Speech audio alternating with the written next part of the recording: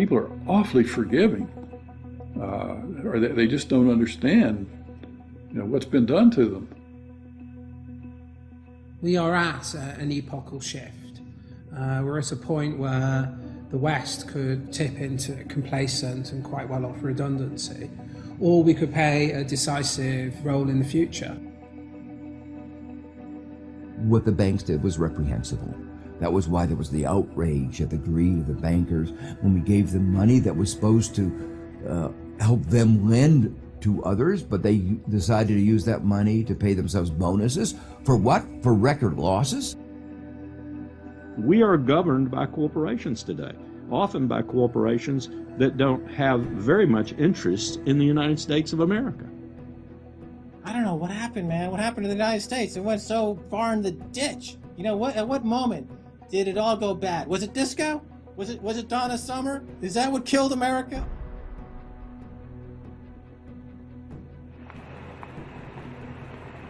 We are entering the age of consequence.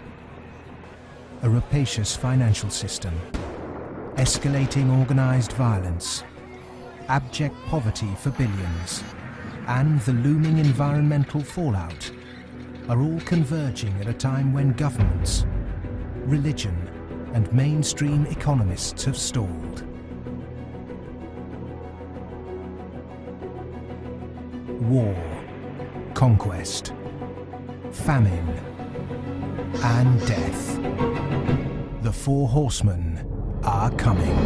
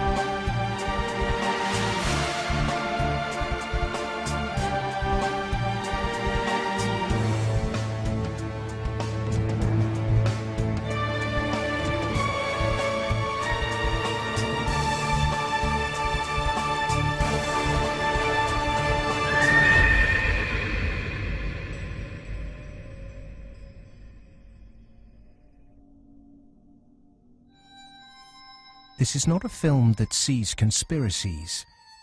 It's not a film that mongers fear. It's not a film that blames bankers or politicians. It's a film that questions the systems we've created and suggests ways to reform them.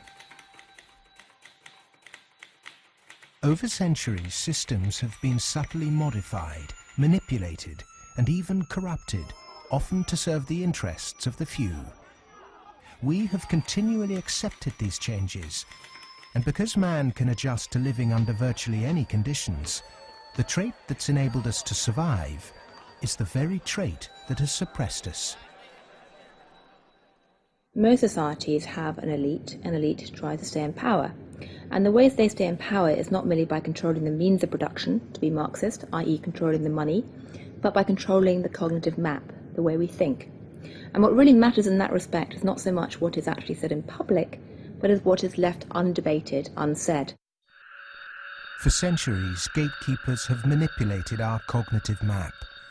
But in 1989, a computer scientist by the name of Tim Berners-Lee implemented the first successful communication between an HTTP client and server. The World Wide Web was born. It has since unleashed a tsunami of instantly accessible, freely available information.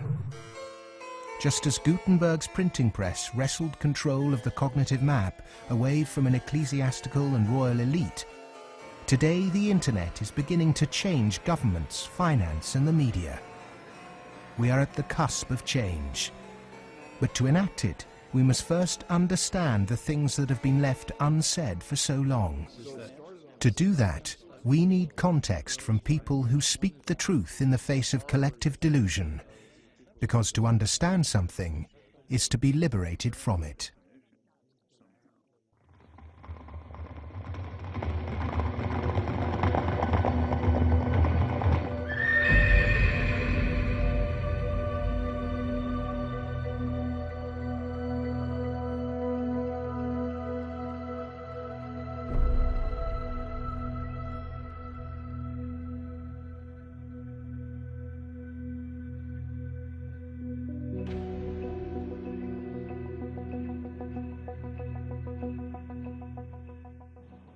The end of World War II, we had 50% of the world's gross domestic product. We were making 54,000 airplanes a year, 7,000 ships, et cetera, and we were the new Rome.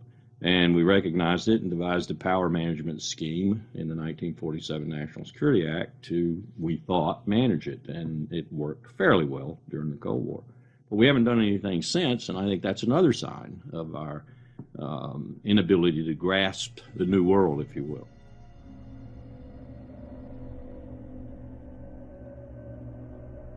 Empires do not begin or end on a certain date, but they do end, and the West has not yet come to terms with its fading supremacy. At the end of every empire, under the guise of renewal, tribes, armies, and organizations appear and devour the heritage of the former superpower, often from within. In his essay, The Fate of Empires, the soldier, diplomat, and traveller Lieutenant General Sir John Glubb analysed the life cycle of empires. He found remarkable similarities between them all. An empire lasts about 250 years, or 10 generations, from the early pioneers to the final conspicuous consumers who become a burden on the state. 6 ages defined the lifespan of an empire.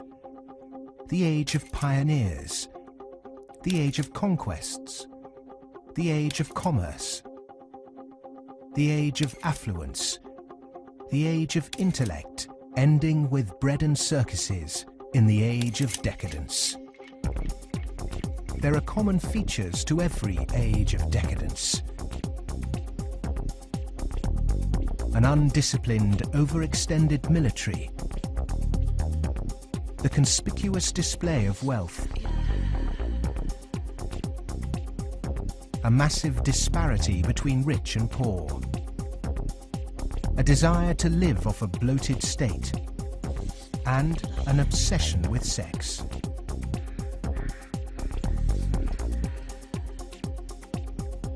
But perhaps the most notorious trait of all is the debasement of the currency. The United States and Great Britain both began on a gold or silver standard, long since abandoned. Rome was no different. So it started on a principle that was very sound, and it was on a silver standard. But as it corrupted further and further and further, the Roman denarius got to the point where it was basically a copper coin, and they learned how to plate, and it was washed in silver, and in circulation the plating came off. And at the end, all the senators that really did at one time represent the people only were interested in representing how much wealth they could steal at the top. Great empire wealth always dazzles, but beneath the surface, the unbridled desire for money, power, and material possessions means that duty and public service are replaced by leaders and citizens who scramble for the spoils. Historically, all the signs of the demise of empire are beginning to develop. Some are more trenchant than others. This current financial and economic crisis, that sort of thing always accompanies the demise of empire. The people of Rome were constantly being distracted by the gladiatorial events, and the politicians knew that they did this. Whenever there was unrest among the people, they had a huge event going on, and they created a new event with lots and lots of gladiators, and every day we're doing that. That is a common trait of declining empires. And so today in the United States, for example, you find a tremendous emphasis on all kinds of television programs that distract people from what's really going on. Sports is a big part of that, as it was in the gladiator times. In essence, we've been lulled into a lethargy, and we've accepted it. Just as our sports stars today earn vast sums, so did Roman charioteers. In the 2nd century, one by the name of Gaius Apuleius Diocles amassed a fortune of 35 million sesterces in prize money, equivalent to several $1 billion today. Strangely perhaps, there's another profession that is disproportionately hallowed as an empire declines. The Romans, the Ottomans and the Spanish all made celebrities of their chefs. And this again is typifying the end of an empire, where things were so great, we have this last oomph of momentum that we used to be great, and we felt great, and we don't feel it anymore. So everyone is out searching for it. Well, maybe it's in the best food, or the best clothes, or the best music, or the best movies, or a reality TV show, or another magazine. But you can never get enough of what you don't need. What you need is a strong moral conviction that is pervasive throughout the society, and integrity reigns.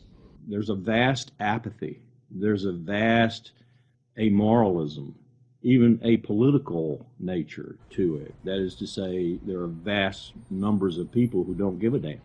And so there's this natural, I suppose, entropy. Any living organism, which an empire is, of course, over time dies. Question is, how does it die? Does it die in a violent cascade of events, or does it die over a long period of time? The baby boomer generation were born into this age of decadence. Perhaps unwittingly, they've broken the unspoken intergenerational contract. Through unfettered consumerism, spiraling house prices, and a desire for eternal youth, the baby boomers have squandered future generations' inheritance. My generation, the generation right after my generation, I think we forgot that little phrase in the preamble to our Constitution, which says, and our posterity. All of a sudden it became us, period. The baby boom generation, which I'm a part of, has gone and done the biggest misallocation of capital in the history of mankind. We have had cheap oil, or cheap energy is a better way to phrase it.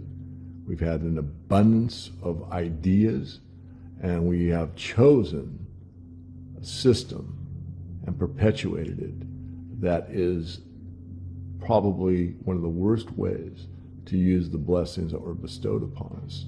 And we are going to pay a price for that. Human beings are inconsistent and paradoxical.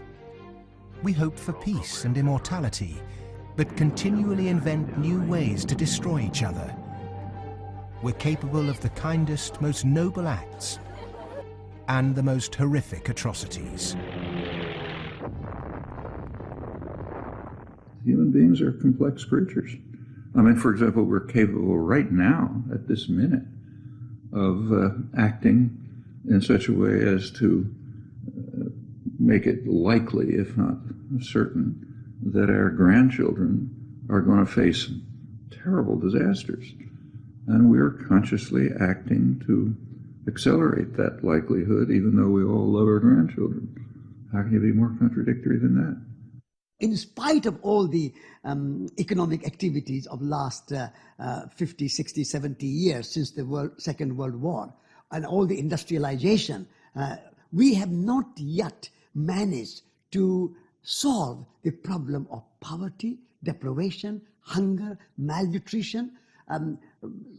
Millions of people every night go to bed without food, and millions of people are throwing away their food.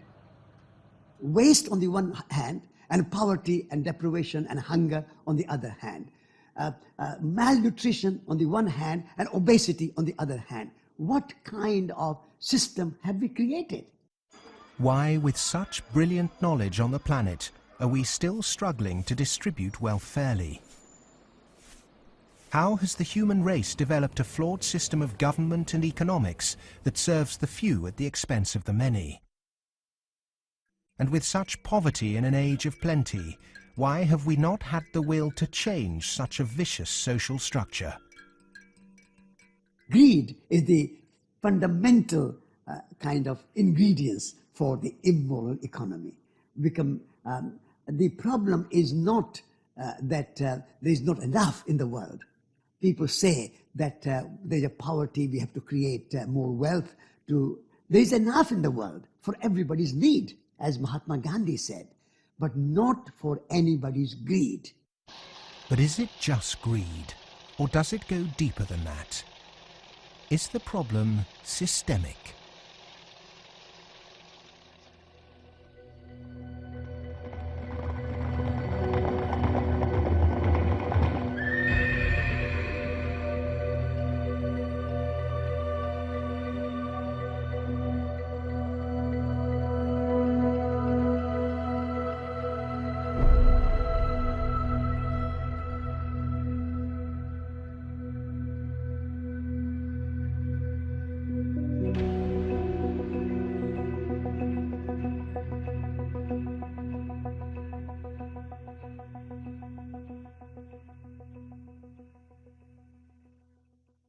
As a civilization, we've obviously had a great run.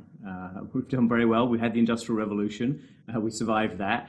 We've built a lot of modern military technology. We've survived that so far. We built a banking system, and we're still struggling with that part of it. But we've had a good run.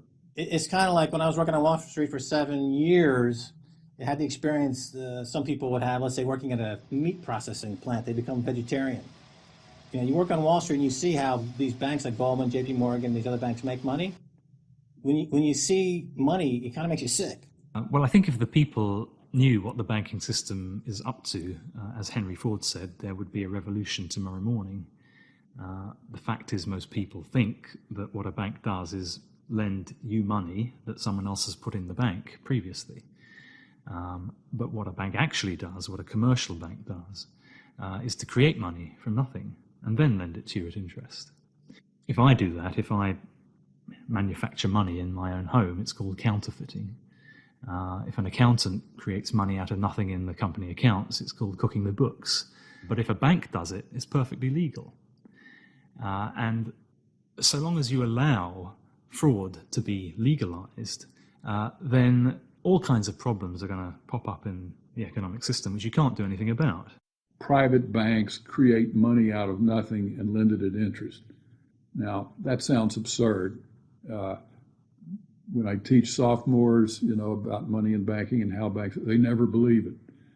And so you have to go through it again and again. Yes, banks really do create money. They really do. Here's how it happens. And it's absurd, and they're right to doubt that could possibly be what's really going on. But it is. Now, if the banking lobby is very strong, they're going to say, well, we don't want to change this system. We're making so much money out of it. What we have to do is, A, try and convince the people that it's their fault, that their wage claims are too high, and that's why we're having lots of inflation, or people are speculating on housing, and that's why house prices are going up. What they're not going to say is that this is happening because banks are creating money out of nothing and pumping it into the system, and that's why prices are going up. But how is it that we've ended up with a system in which banks have the power to create money? Since 1971, when President Nixon took the United States off what was left of the gold standard, the world has operated under a system of money known as fiat. The dollar, the pound, the euro are all government fiat currencies. Fiat is a Latin word meaning let it be so. It is the law that this government currency be money. Indeed, without that legal enforcement and the fact that we must pay taxes with this money, that dollar bill or that computer digit that represents a dollar would be pretty much meaningless. Only the government has the power to issue fiat money, but banks can create it through lending. Over the last 40 years, since this system of fiat money became the global norm, the supply of money has grown exponentially. In fact, we've seen the greatest growth in the supply of money in history. But who benefits? Of course, those that have the power to issue money, governments and banks. Then, those companies and individuals that get this money early. They can spend it before the prices of the things they want to buy have risen to reflect the new money in circulation. In other words, they get services, products or assets cheap. But prices soon rise, So holders of assets such as houses or shares will then see gains without there necessarily being any improvements to the company or house in question. Often this can lead to speculative bubbles. But what about those at the bottom of the pyramid? Those on fixed wages or incomes, those who live in remote areas, or those with savings? By the time this newly created money has filtered down to them, the prices of the things they want to buy have increased. Their savings buy them less, however, and their wages remain largely unchanged. In some cases, they have to take on debt just to be able to afford the things they were previously able to buy, which means they have to go back to the banks. In reality, this process of creating money only redistributes wealth from the bottom to the top of the pyramid, and thus that ever-increasing gulf between rich and poor gets bigger and bigger and bigger. Well, when you get off the gold standard and you go into a fiat money currency, combined with a fractional reserve banking system, you end up compounding debt faster than you can ever possibly produce to support that debt. So eventually you're going to find yourself back into debt slavery. And that's what's happened in the U.S. For every dollar of GDP, for example, in the U.S., it also creates something like $5.50 worth of debt. Because this is what happens when our economy flips over and basically capsizes. And of course, the government solution now to address all the problems is basically to create more debt. You can never get enough of a currency that doesn't work. You can print it till kingdom comes, but you can't print wealth, and you can't get yourself out of debt by making more debt.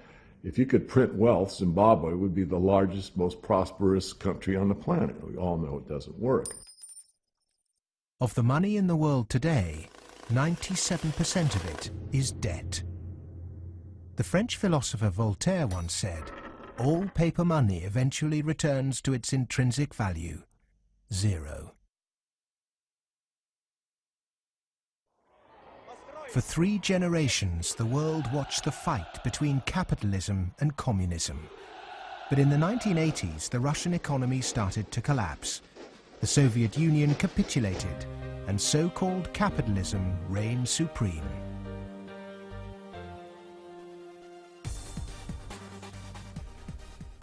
Before 1989, we had a battle between communism and the market.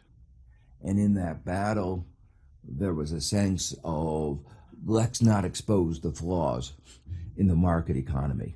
This is too important of a battle that you don't criticize our team while we're fighting their team.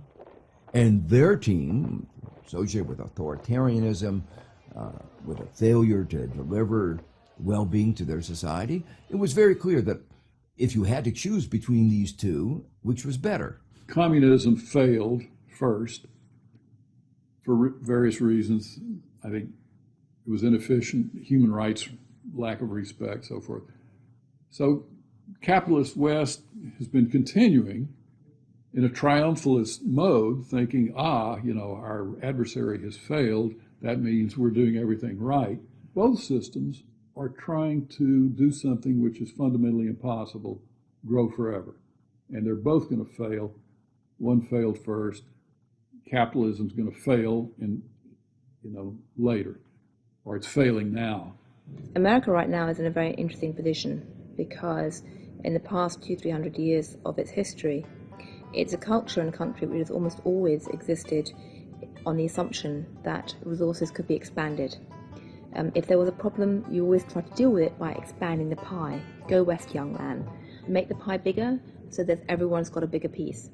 Now it's facing a world where possibly resources are beginning to be more constrained and where it's going to have to divide up that pie and inflict pain on people. And that's something which it is not well prepared for. How has the country moved so far from the intentions of its founding fathers?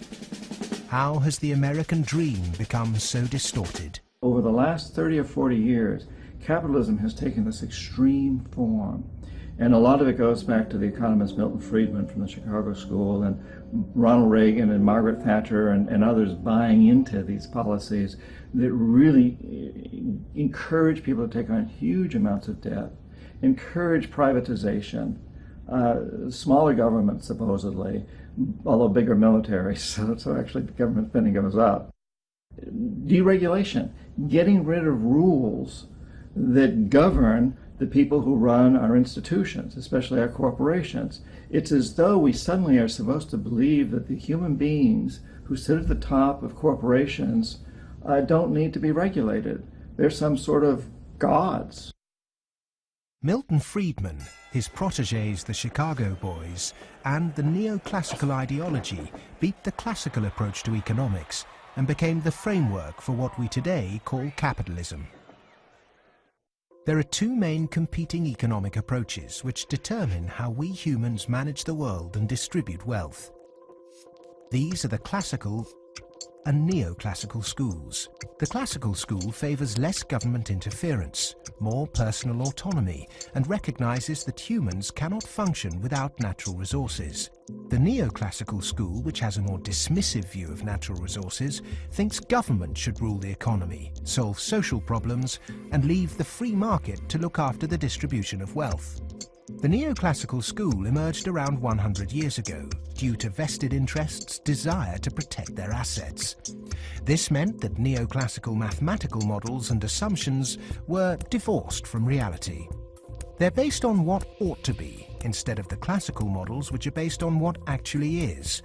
It's these neoclassical models, which favour large corporations, that have been used to legitimize the financialization of the global economy. Championed by Ronald Reagan and Margaret Thatcher, neoclassical economics still dominates policy-making today. The Reagan Revolution, as we call it in the United States, obviously the Reagan-Thatcher Revolution, if you think about it more globally, was a big change in power structure and a big transfer of opportunity and wealth. Now, it's not that the poor gave it to the rich. It was a transfer within the well-to-do, so that the financial sector, in particular, in the United States, for example, but also in the UK and some other places, became vastly more profitable, and wages in that sector went up a lot. I mean, we focus on bonuses, but it's also base salaries went up a lot, overall compensation. So there's a transfer from the non-financial part of the economy to the financial part of the economy that actually is unprecedented as far as we can see in any of the available data to us. And I'm talking about all of recorded human history. In 1932, in the aftermath of America's great stock market crash, a piece of legislation was passed to protect society. The Glass-Steagall Act was introduced to separate ordinary high street banking from investment banking. 67 years later, in 1999, under the influence of Treasury Secretary Larry Summers and his predecessor Robert Rubin, President Bill Clinton repealed the Glass-Steagall Act. Once again, banks could take ordinary depositors' money and speculate with it on virtually anything they liked. Wall Street has become a very particular type of casino. And it's unfortunately not the kind of casino they have in Las Vegas, which is, perfectly legitimate form of entertainment. It is a casino that has massive negative repercussions on the rest of society. So it's not just losing your money on a few wild nights. It's about the way in which those organizations lose their money, impacting the whole of society, leading to a massive loss of jobs. This unfettered gambling pushed the entire global financial system to near collapse. With balances and debt obligations larger than the GDP of entire countries, the banks had become too big to fail. The West was unprepared, and bankers met their reeling and disorientated governments. You have to bail us out. We need money. If you don't give us the money, the whole thing goes down. And what are you going to do with millions and tens of millions of people who have lost everything in their bank account? You will have a revolution on your hands. So fork over the money. Borrow the money, create it out of nothing, and give it back to us, and so that we can face our problems and not go under, or otherwise. And this is what Mr. Hank Paulson did in the U.S. Congress. He went there one day and he told them, well, look, we need $700 billion, and we need it now, or else. Is this system we call capitalism really capitalism? In a capitalist system, government is supposed to be small. But today the state is more bloated and invasive than it's ever been. Individuals and companies are supposed to operate in a free market. Good enterprise is rewarded with profit, and flawed enterprise with failure. But during the 2008 banking crisis, the people saw the Western economic system divided in a way they were told could never happen. Socialism for the rich, capitalism for the poor. And in America, for example, the banks that got in trouble got bailed out by the government. That's socialism. And people are arguing against socialism in America, and yet it's probably the most socialist country in the world right now. We have a system which isn't even a proper capitalist system. Rich people make mistakes that they don't get punished. Poor people make mistakes that they get punished. Yeah? Or even worse, that they don't make any mistake and they are forced to pay for the mistakes of the rich. When the taxpayer is footing the bill for the misplaced speculation of bankers, then suddenly, instead of the economy serving the human being is now in perpetual service to amoral financial organizations.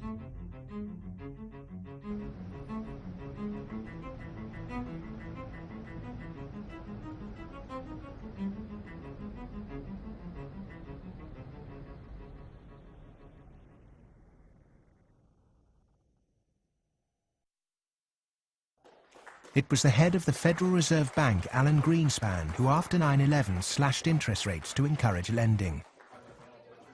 Bankers needed new participants to keep cash flowing into a system that had become a global pyramid scheme.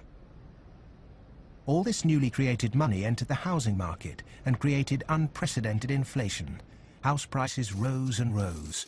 New mothers were forced back into the workplace to service huge home loans, and the Anglo-American dream became all about land speculation. The housing market in the West isn't about ownership. The housing market in the West, because it's the only way ordinary people can get ahead, and ordinary people can't get ahead but by wages. What we've created is a mass bubble economics around housing. As that sucks in a huge amount of capital, takes capital for genuine innovations in the economy, and puts it into a speculative use that has no genuine productive outcome. It's interesting, if you talk to people in Germany, for example, they don't see a connection between owning a piece of property and being inclined towards being democratic. There's lots of people who rent their housing there, and they're perfectly comfortable with that arrangement. But it is true that in somewhat different contexts, both Mr. Reagan and Mrs. Thatcher pushed for more people to own housing. And actually, this is part of the problem, because if you push people to buy housing before they're ready, and if you push very dubious loans on them, and they don't understand what they're getting themselves into, you can have huge adverse repercussions, exactly what led to, in part, the subprime housing crisis in the United States. That's not anything to do with democracy, that's just a bad economic idea. The breakthrough that occurred around the year 2000 in the United States was when bankers found out that the poor are honest. And they realized that if you're poor, if you're not rich, you have a different set of values. And you think that a debt is a debt, and it's something that has to be paid. And that people will try to pay the debts that they're stuck with, even if the debts are not valid, even if the debts are much more than they expected, even if they really can't pay the debts. The lending and banking institutions, when they drew up contracts with interest rates, with flexible interest rates, I think they knew in the beginning that these problems were going to come back later on, where folks weren't going to be able to afford the mortgages as the interest rates increased. It put a lot of people in situations where they were taking food out of refrigerators, taking kids out of higher education. They're not able to afford college anymore. And it is making a really, really bad situation worse. The banks engaged in what was a criminal conspiracy to charge more to the blacks and Hispanics. The banks got together, backed the Bush administration to block the state prosecutions of racial lending in order to exploit and charge more to the minorities. These are loans which were made by one of the major lenders in the city and in this country, Wells Fargo, in which Wells Fargo targeted minority communities in the city, put borrowers into loans that they could not afford, put borrowers into loans that were of the subprime variety, therefore more expensive and less advantageous to the borrowers. Hiding predatory lending practices in the small print of complex financial products was only ever going to enrich one set of interests. Many of the communities in which African Americans live in the city were establishing momentum. There was development activity that was occurring. We were seeing signs of vitality in many of these communities, and the results of the Wells Fargo foreclosures and the subprime lending practices of that lender and others has significantly impaired that progress and brought it to a halt. They're not worrying about, they don't come in the heart of it. Like, you in the heart of it, so you see. They don't really see the struggle if they don't come in the heart of it. They see the outside of it. That's like looking at the cover of a book and seeing the outside of a book, but if you don't go inside the book, then you'll never know what the book about. So they're not worrying about nobody else but themselves. And I think it's wrong, because if they come in the heart of it and they see it, they'll be willing to help. What happened in Baltimore is just one example of what is happening all around the world. One way to frame this injustice is by branding it a race issue. But when we look really closely, we can see that there is something at play here that transcends race: profit. Not an accident, for instance, that we had the deregulation in our financial industry that was such a disaster. The lobbyists of the finance industry amount to 5 per congressperson. In other words, they pay 5 people for every congressman to explain to them, persuade them, that they should pass legislation that is favorable to the financial industry. The poor people who are devastated don't have the money. They couldn't hire 5 per congressman. So the way our democracy works, it's an unlevel playing field. The financial sector has acquired enormous power, partly through political contributions, so buying favors, but mostly through ideological control, convincing people that finance is good, more finance is better, and unregulated finance without limit is best. And that is really the cornerstone of this, what we call in the United States, the Wall Street-Washington corridor. I mean, if people need any proof as to who's controlling Washington, when the bailout came after Lehman Brothers collapsed, 80% of the population was against the bailout. Notwithstanding that, Congress passed the bailout, just showing, in my view anyway, that it's really under the control of banking interests. It's not a reflection of good democracy when a company, a group of companies, an industry, says our interests are more important than the national interest. How can that happen? Very easy. That's the role of campaign contributions, lobbying, in America's political structure. We have a flawed democracy. There's an advanced oligarchy in the sense that its main mechanism of control, if you like, is through convincing people that you really need, for example, the 6 biggest banks in the United States in the particular form they exist today, with the very light level of regulation. And if you don't have them, if you try to change that, all kinds of awful things will happen. And this is not really blackmail. I mean, it sounds like blackmail, but they convince you it's not blackmail. It's just, that's the way the world is. There's nothing you can do about it. Oh my goodness, you just have to cooperate with them. It's very clever. The Fed is essentially the lobbyist for the commercial banking system.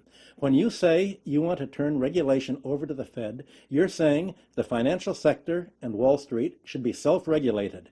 And the Wall Street has veto power over whoever's going to be the head of the Federal Reserve. As long as you give veto power over the regulators to Wall Street, as long as you pick the bank regulators from the banking industry itself, you can forget any thought of calling it regulation. It's deregulation, and to call it regulation instead of deregulation is using Orwellian doublethink. Democracy is government by the people. Plutocracy is government by the rich. In a typical plutocratic state, economic inequality is high, social mobility low, and because of continuous exploitation of the masses, workers find it nearly impossible to climb out of poverty. The equal voting rights movement in the early 20th century abolished a system where rich people had more votes than poor people.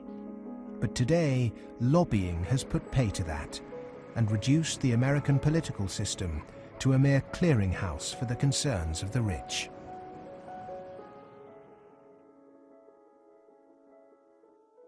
The Goldman Sachs machine is one of using profits to buy influence in Washington to change laws to make it easier to make money on Wall Street, to be used to buy influence in Washington. So it's a self-reinforcing malfeasance machine that is continuing to grow as a parasite in the economy and continuing to kill the host. Famous for claiming it did God's work, Goldman Sachs is one of the most influential investment banks in the world.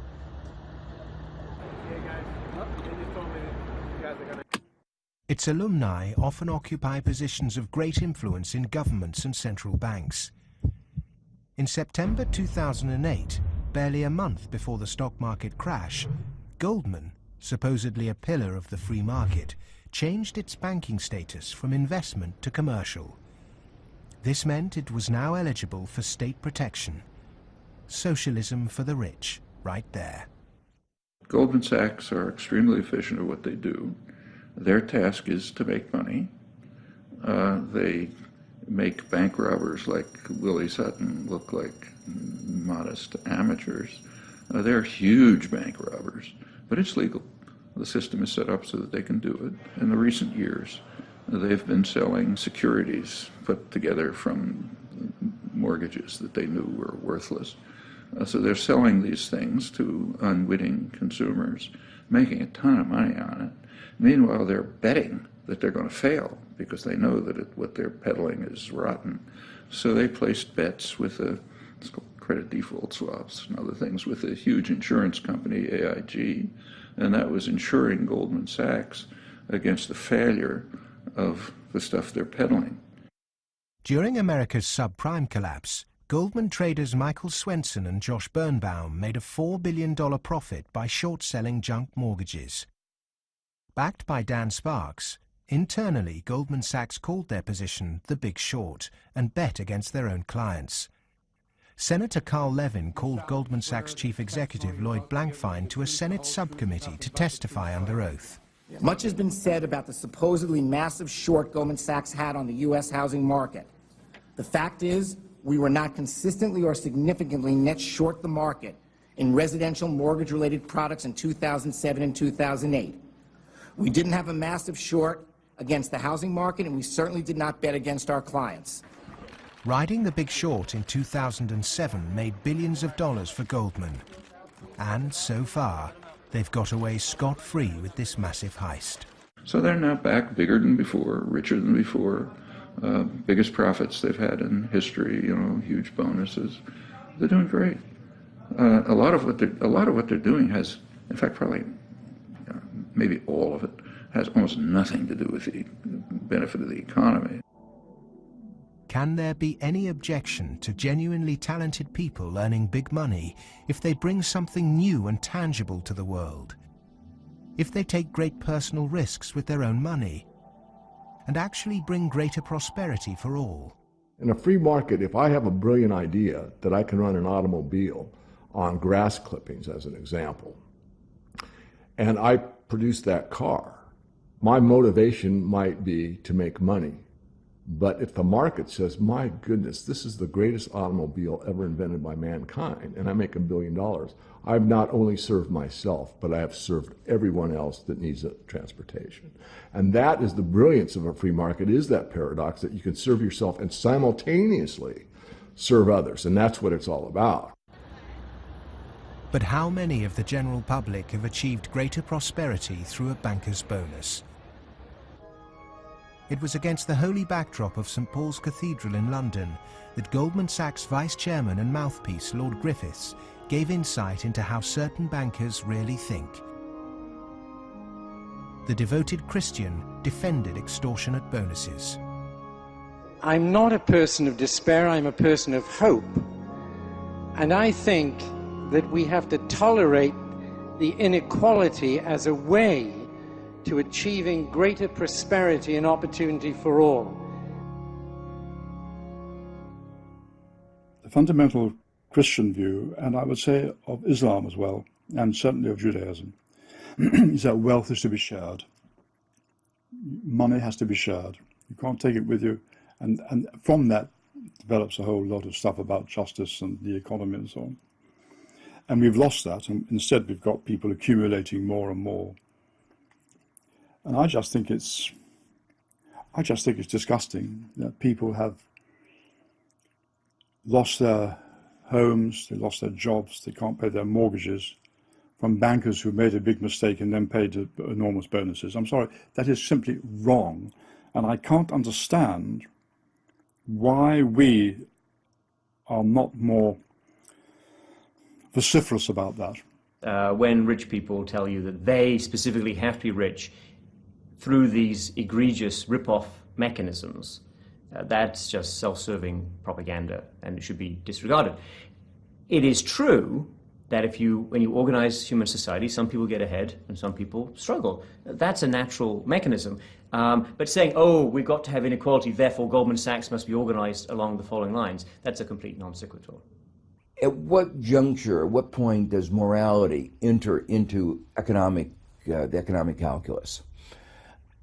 In a way, many people think that Adam Smith gave us a free pass, a way not to think about morality.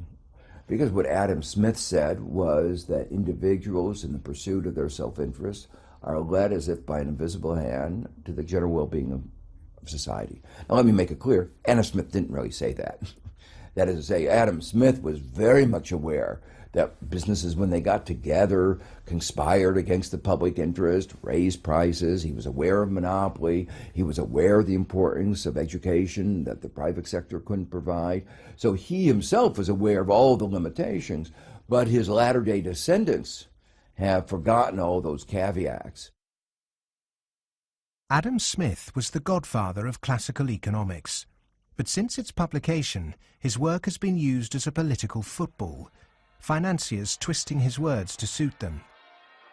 Lord Griffiths advocates ruthless individualism to push this idea that if bankers get rich, then we get rich too, through a process known as trickle-down economics, or horse and sparrow theory. If you feed the horse enough oats, some will pass through to the road for the sparrows.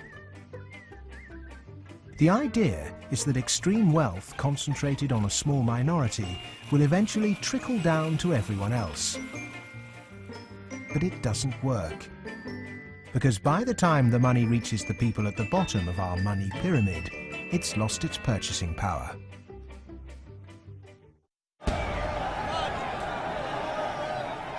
But the public are now confused as to why our political leaders have allowed this to happen, and quite naturally now ask why.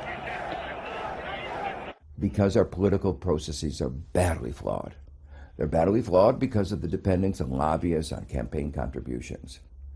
So that's why, my view, and a view I think of a lot of people, is that we have to restructure our political processes to give more voice to the ordinary citizen and less voice to the interest group, to the moneyed groups, to those who have taken such a large role in shaping our tax code, our regulatory regulations, and so forth.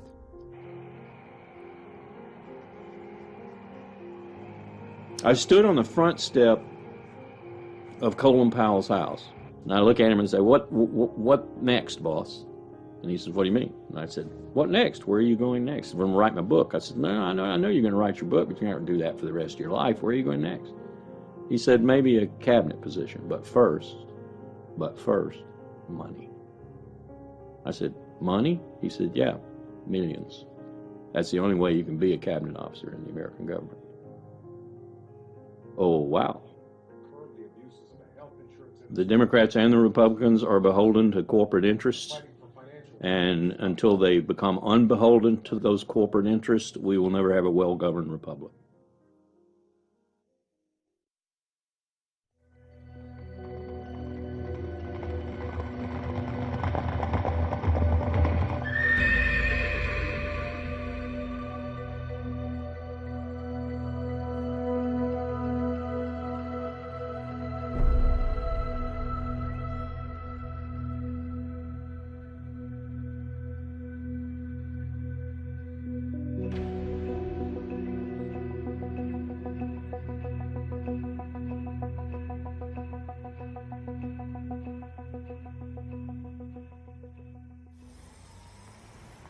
The inherent iniquity in our system of money, banking and politics has not just had consequences domestically, but also on a massive scale globally.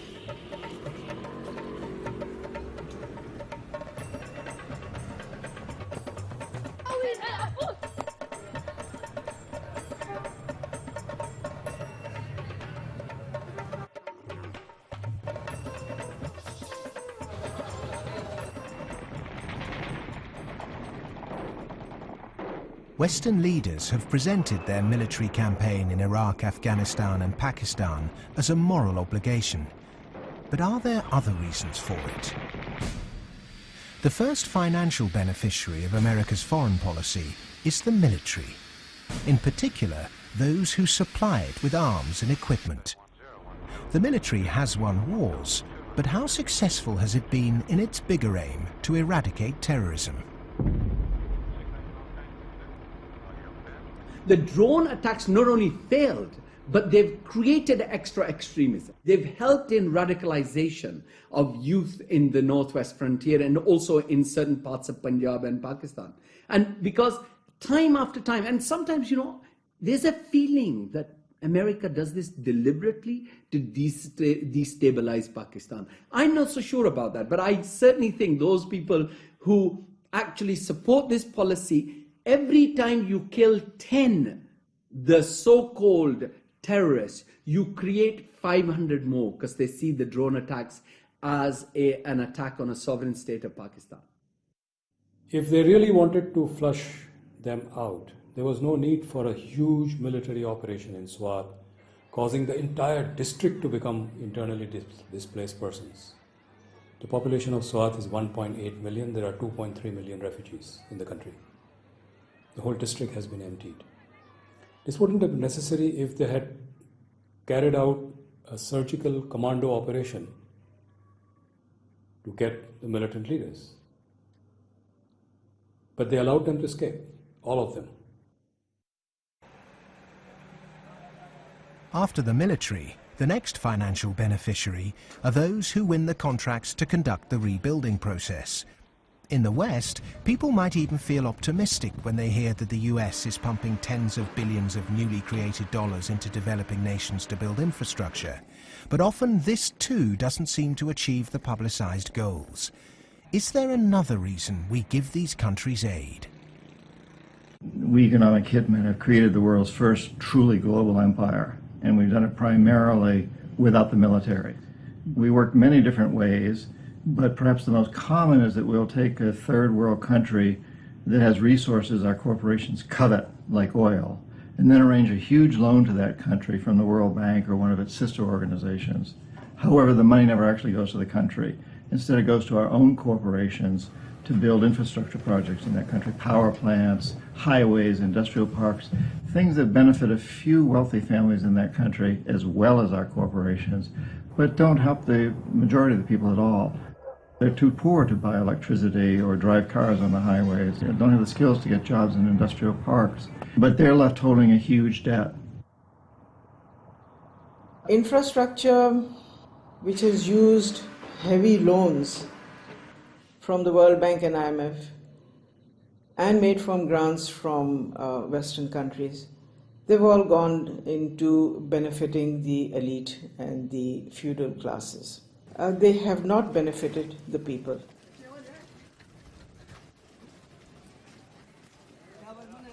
A lot of money goes to these consultants and companies from the West who charge huge amounts of money, and actually the real money on projects and on ordinary people is very limited.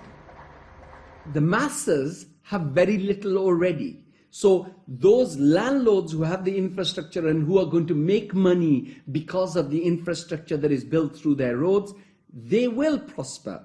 But the ones who don't have any resources, they've not had jobs, there isn't an economic activity for them in terms of manufacturing goods so they can sell and they can also prosper. When you don't have that, what do? They resort to joining the Taliban because they see the enemy coming in and taking away what little bit they have. President Obama, I understand, wants to invest $7.5 billion in Pakistan's infrastructure to alleviate poverty and, take away all the divisions and all the anti-American sentiment over here. Whatever his reasons are, we can do without it. In fact, it's the worst possible thing he can do. This kind of help is actually going to be a hindrance. It's just going to make matters worse. It will bring this contrived war on terror into our rural areas. How much of US foreign policy is genuinely altruistic? And how much is it influenced by the banks and corporations that profit so tremendously from it? America's evangelism of democracy is riddled with contradictions, not least of which this idea of promoting democracy at the point of a gun, or opposing regimes which are democratic but not in the way that America wants.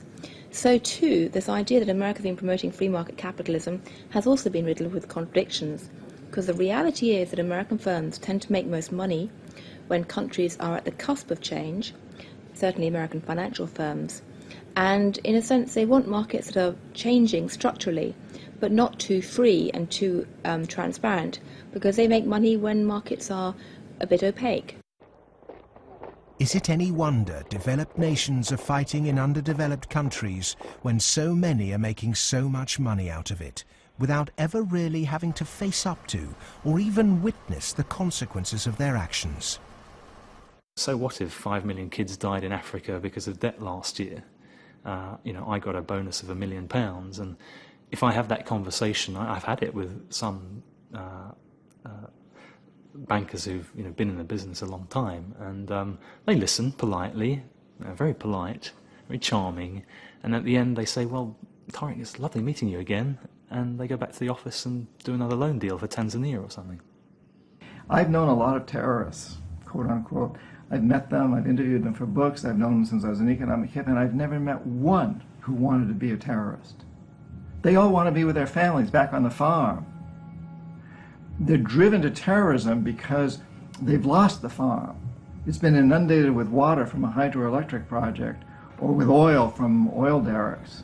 Their farm's been destroyed. They can't make a living for their kids. Or in the case of the Somali pirates, their fishing waters have been destroyed.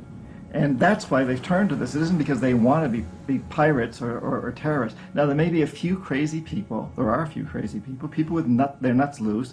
There'll always be serial killers. There'll always be crazy people. Maybe Osama bin Laden is one of them. But they do not get a following unless there's a terrible injustice going on. And people are starving and they're deprived. And then they will follow these crazy people because they seem to offer an alternative. If we want to do away with terrorism, if we want to have what we in the United States call homeland security, we've got to recognize that the whole planet is our homeland. What does the word terrorist actually mean? Many terrorists would sooner describe themselves as freedom fighters. Could it be that the charge of terrorism could just as easily be made against Western corporations, speculators and policymakers? When we talk about terrorism, it means what they do to us, not what we do to them. And what they do to us can be pretty ugly, although it's not even a fraction of what we do to them. I mean, take, say, 9/11. That was a pretty serious act of terrorism, maybe the worst single act of terrorism in history. But it could have been worse. I mean, suppose, for example, that Al-Qaeda had bombed Washington, bombed the White House. It killed the president, installed a harsh military dictatorship, brought in a bunch of economists who drove the economy into its worst disaster in history. Well, that would have been worse than 9/11. And I'm not making it up. It happened. What's called the first 9/11 in South America, namely in Chile. On the 11th of September 1973, the democratically elected Chilean president Salvador Allende was overthrown in a coup. A dictatorship under Augusto Pinochet was established that ruled Chile until 1990. There was the systematic suppression of all political dissidents. Thousands were imprisoned and murdered. Who was involved in that first 9/11? It's not hard to find them. Right in Washington and London and so on. But that's off the agenda. It doesn't count. There's a principle of ideology that we must never look at our own crimes. We should, on the other hand, exult in the crimes of others and in our own nobility in opposing them. The root causes of so-called terrorism will not be solved by increasing economic inequality. If governments really are serious about combating terrorism, then they must start with real structural reform back home. As long as banking empires chase infrastructure and debt deals in pursuit of profit, the West will continue to export injustice through finance. Millions more will be displaced. Terrorism will thrive, and neo-colonialism will continue to end more and more lives around the world.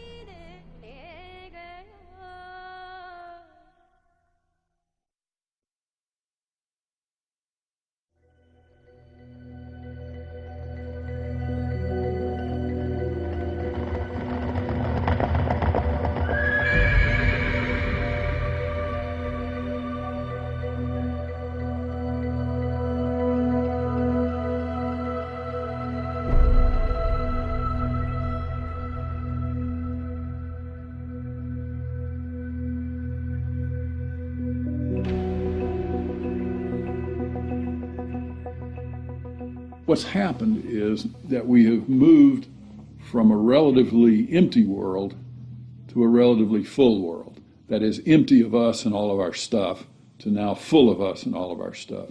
In my lifetime, the world population has tripled.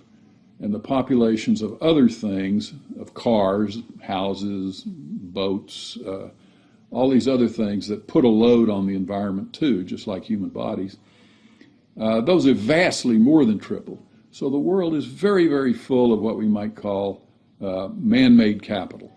And it's becoming more and more empty of what used to be there, what we might call natural capital. We are the first generation, we in the rich developed world are the first generation to have got to the end of the real benefits of economic growth.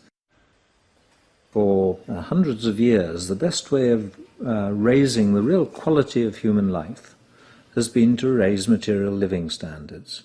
And that's what's driven the huge rises in life expectancy and increases in happiness and other measures of well-being.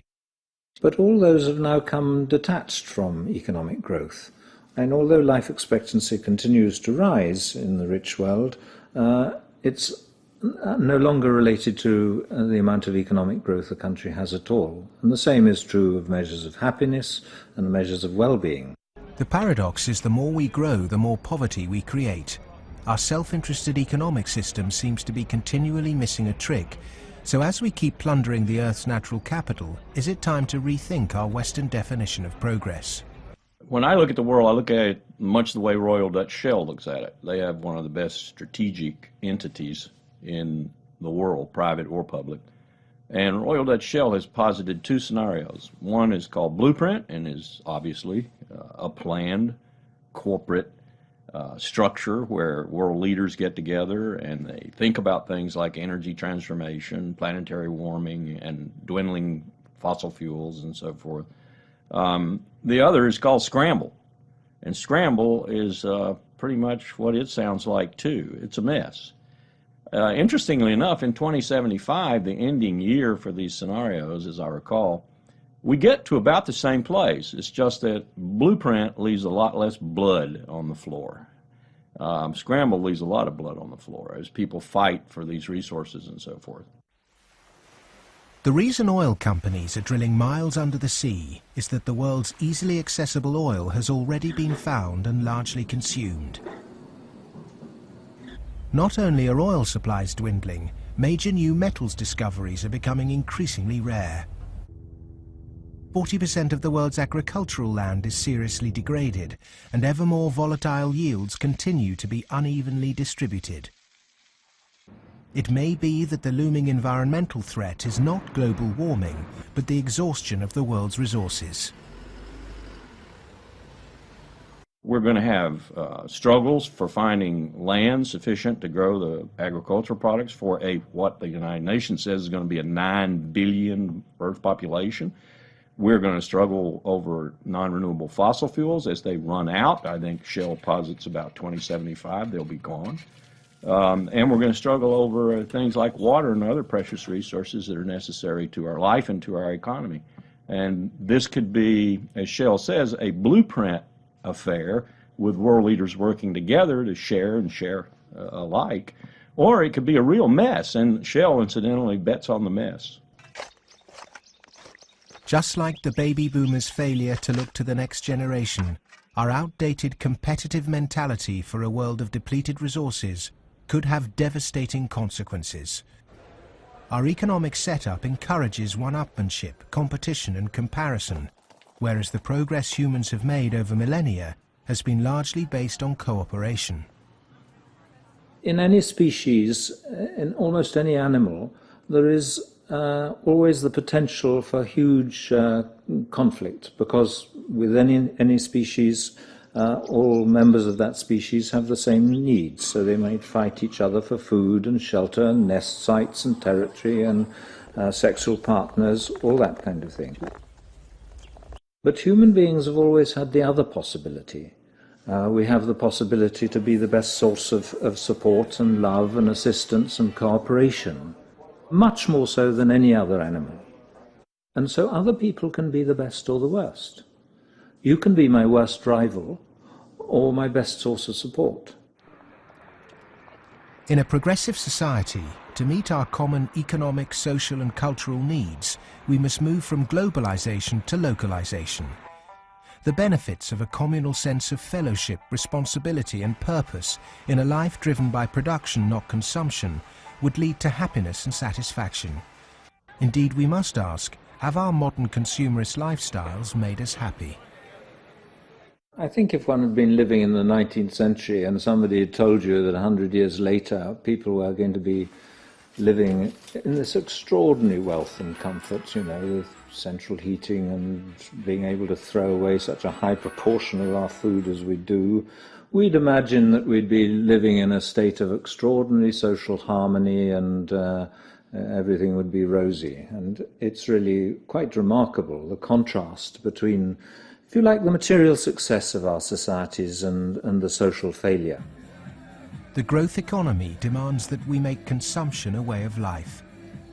He who dies with the most toys became the ambition, and retail replaced spiritual satisfaction. Unsurprisingly, sales of antidepressants skyrocketed. The fact is that the world economy over the last few years, a good share of my lifetime, has been built either on the military or on producing items that most people don't need and really don't even want when you come right down to it, but we all got to have them. Consumerism is driven by our extraordinarily social nature, that we want to have the stuff so we look good in other people's eyes. It's because I experience myself through other people's eyes, the feelings of shame and embarrassment or pride and maybe feeling envied, all those things. So, the goods are just a way of, if you like, mediating the relationship between yourself and others in this extraordinarily alienated hierarchy. What's really suffered is human relationships, family life, the things that really matter to us. And in the end, the only thing that makes human beings happy isn't money. It's very clear that past a certain level, you only get marginal gains from wealth. What really makes us happy is other people. It's our relationship with other people that's really been damaged by the last 30 years. We trust them less, we have less interaction with them, we bond less than ever before, we marry less and marriage is under more threat than ever before. And all the associations that represent sort of permanent, unconditioned human affection are being eroded or damaged. And that's the real legacy of the last 30 years. And in some sense, we've got to recover and rehumanize our lives. Otherwise, not only will they be nasty, brutish and short, but they'll be lonely. The West is coming to the realization that its human project is failing. The West was so convinced that if you push people to achieve as individuals, the accumulated achievement of individuals would make for a successful society. And what the West is now beginning to realize is that the individual achievement without incorporating the vulnerable community is a myth. The idea was make your own life, be individually aspiring, and then you'll be individually achieving, and then you'll be individually prosperous, and then you'll be individually happy. You end up doing that in a glass jar. And the glass jar has a limited height, and it's encapsulating, and in the end you die of lack of oxygen. Human beings are alive because they seek attachment and because they're propelled by affection. So the isolated, achieving individual in the end implodes. In order to find a purpose in life, it has to be outside yourself. It matters not how you construct it outside yourself, as long as it's a positive value added to society pursued. But it has to be outside yourself. It can't be yourself. If you're pursuing yourself, you're pursuing the abyss, as Nietzsche said. You are going to wind up in the abyss.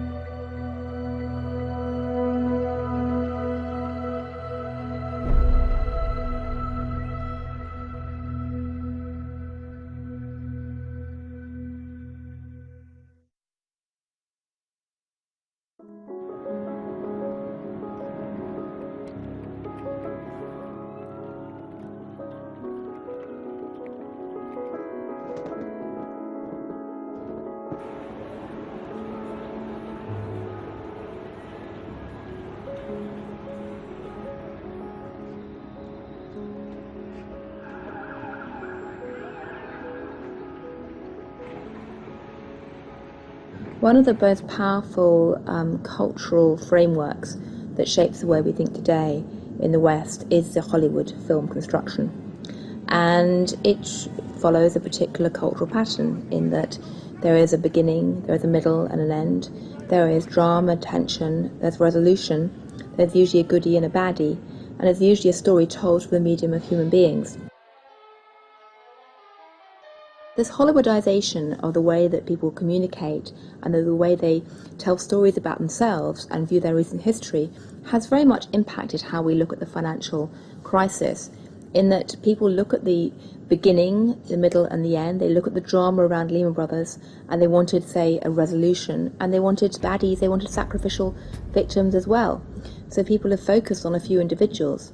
And the idea that somehow it wasn't just one or two individuals who were at the root of the problem, it was a systemic problem, that actually almost everyone who participated was in some way guilty, either of outright negligence or simply failing to ask the right questions or simply failing to ask why money was so cheap for so many years.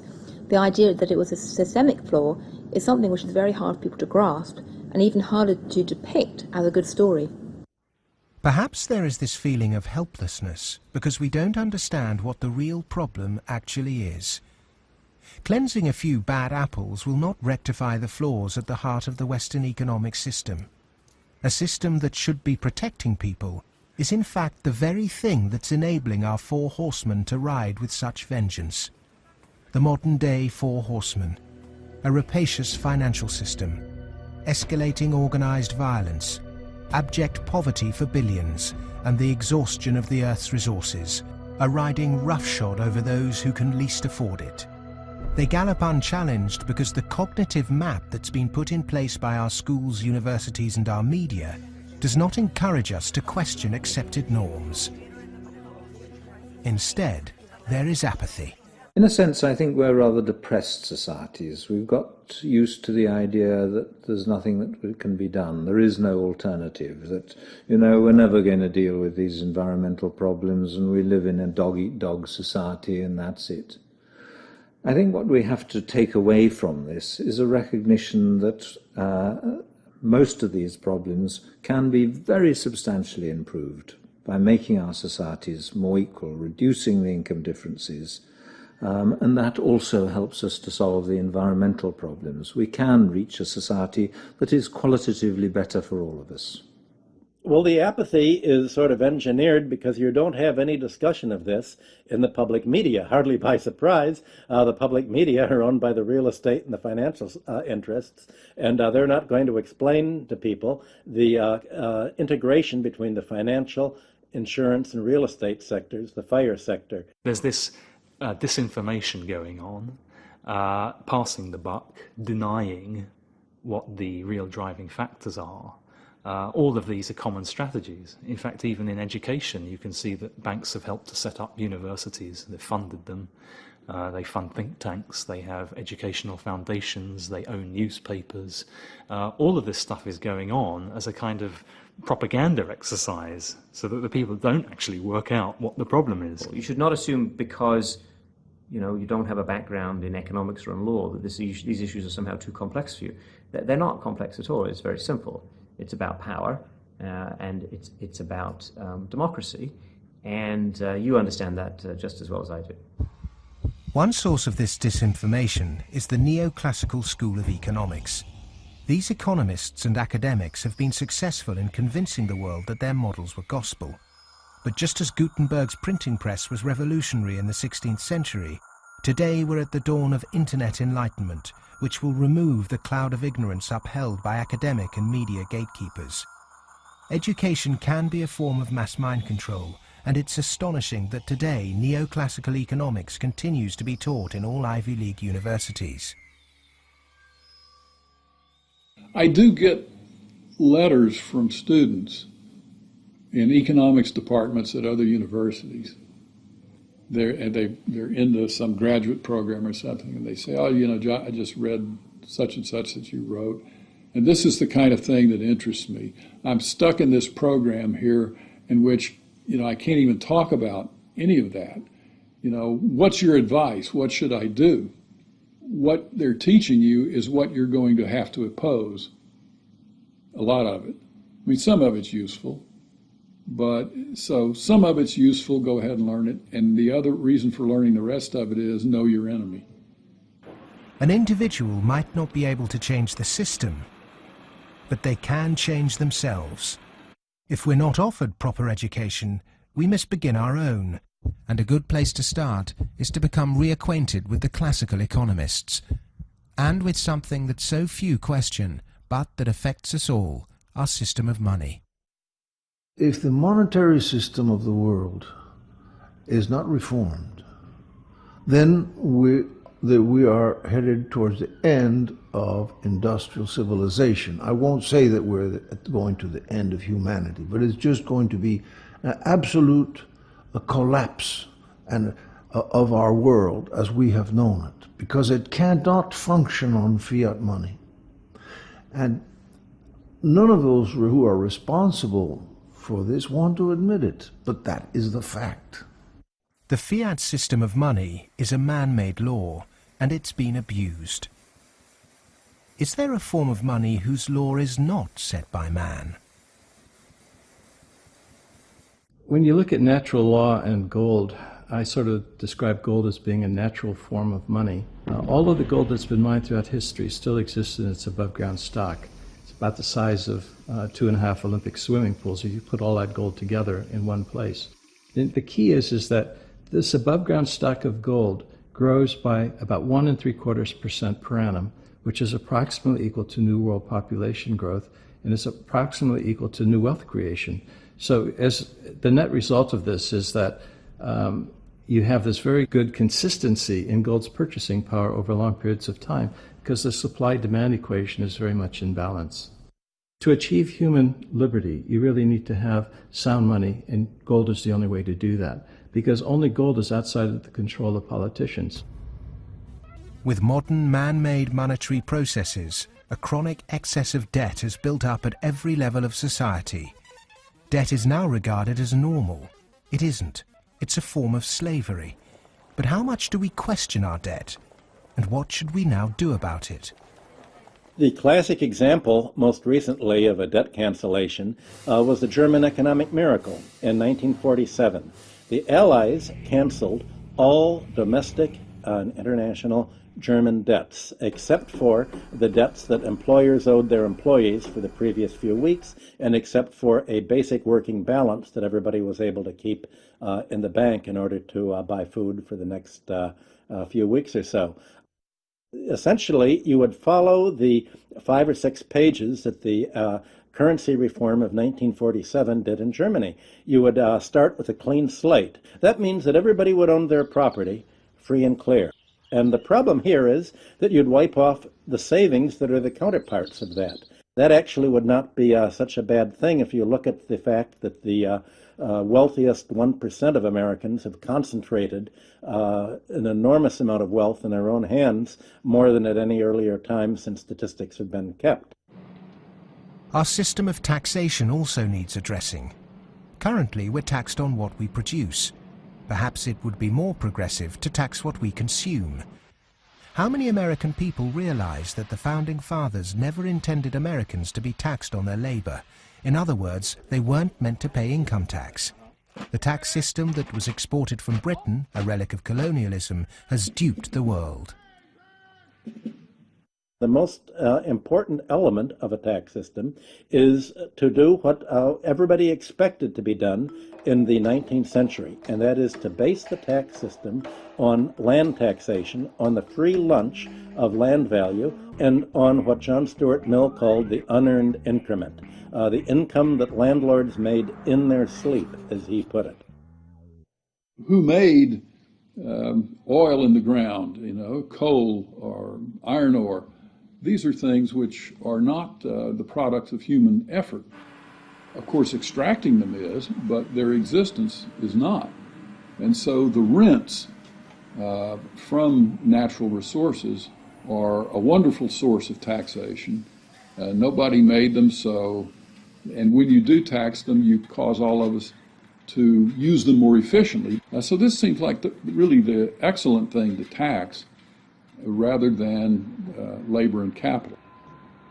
If the government used this land site value that's supplied by nature, not by human labor, not by personal enterprise, then the government would not have to tax wages in the form of income tax. It wouldn't have to imply sales tax that add to the price of doing business, and it wouldn't have to add the proliferation of business taxes. This tax system, advocated by all the classical economists, would begin to address global poverty, as it would allow citizens in developing countries to keep their resource wealth. In developed countries, it would begin to address our housing and debt crisis and unleash the kind of entrepreneurship needed to refloat our economies.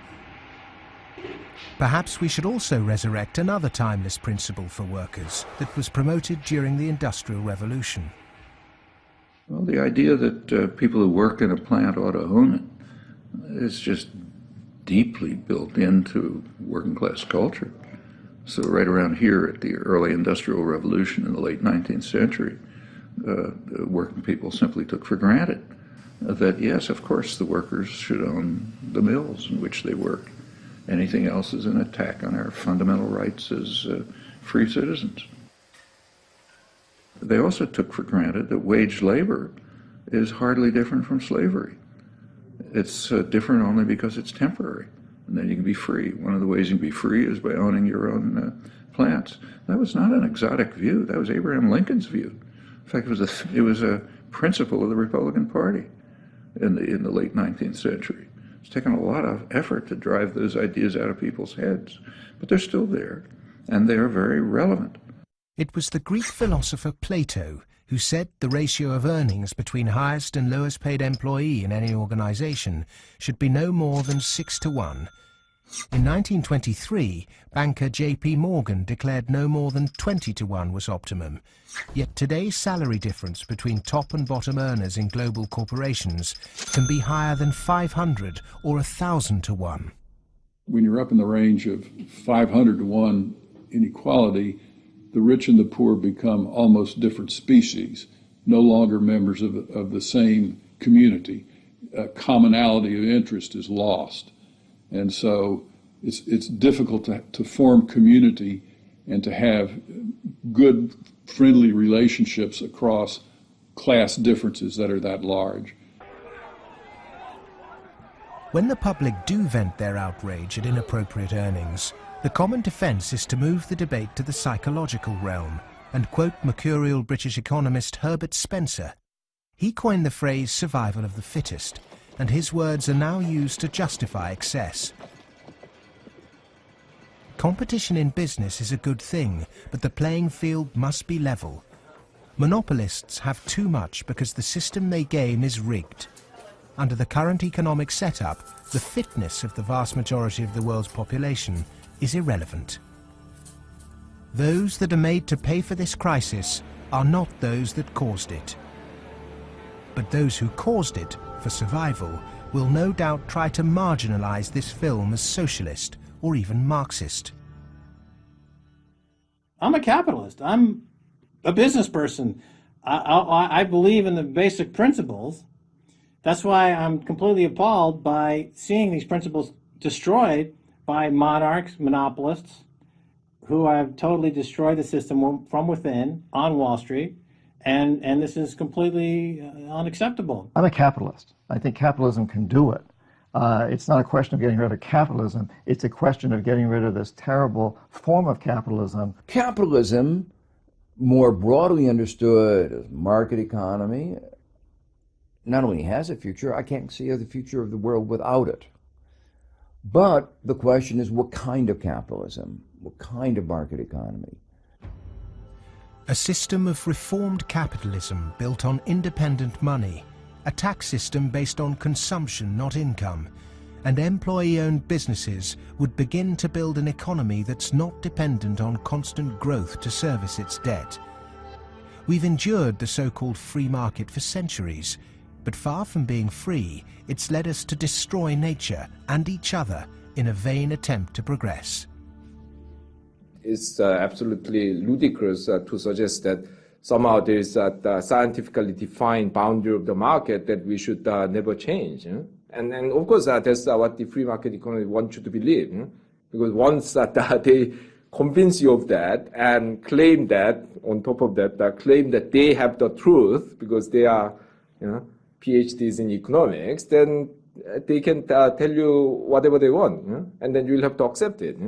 But that's where we have to take these guys on. Politics is about drawing the boundary of the market. When you think about it, a lot of things have been taken out of the market over the last 2-3 centuries. 2-3 centuries ago, you could buy and sell human beings, child labor, a lot of things that you wouldn't imagine you could buy and sell today. So, over time, we have redrawn this boundary, and there is nothing wrong with redrawing the boundary again. Things that were considered absolutely reasonable in the 1850s, like selling any chemical on a street corner and telling you that it's a pharmaceutical drug that will be good for you, things like that were absolutely commonplace then, are now serious criminal offences. Well, the same thing will be true of active money management in 100 years. The breakdown we saw in the Great Depression and witnessed again at the beginning of the 21st century occurred because in the name of growth, much was taken out of the system by those who contribute very little. Multinational corporates and banks will always want to grow without having to compensate those people who actually do the work to produce the surplus. In the past, every time too much was taken by those who contributed little, people rose up to halt the violent practices enacted by a tangible enemy. Today, the question is, with such a formless enemy pervading every element of our economic and democratic process, can it be done again? Of course it can be done again. Look, it's a cycle. We're not debt peons, but maybe rats running around a little wheel in somebody's big cage somewhere. The finance rises. Finance becomes organized. You make a lot of money in banking. It's easy to go out and buy politicians. But the essence of democracy, the essence of American democracy, is this is a repeated confrontation, a repeated showdown. And in the 1830s, Andrew Jackson beat the second bank of the United States. In the early 1900s, Teddy Roosevelt beat J.P. Morgan and John D. Rockefeller. In the 1930s, Franklin Delano Roosevelt, FDR, beat everyone from Wall Street. And now we have to do it again. the one single thing that makes me optimistic rather than cynical, pessimistic, is my students. First, I do not see the desire to go to Wall Street amongst them. I see the opposite. Second, I see a disdain amongst them for people who are motivated. Not just they don't want money, I see a disdain amongst them for people who do just want money. The crises we face today are created by humans. And what is created by humans can be changed by humans. So we are all capable of transforming our world. Revolutions are philosophical. Getting organized and preventing the culprits camouflaging the real problem means it's possible to embark on a bloodless revolution against the violent organizations and barbaric leaders who've trashed the economy.